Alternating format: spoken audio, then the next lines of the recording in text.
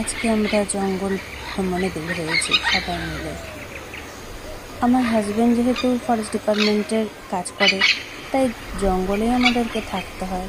তাই এই ঘোরাটা আমাদের স্বাভাবিক, নিত্য নৈমিত্তিক রোজকার ব্যাপার হয়ে গেছে।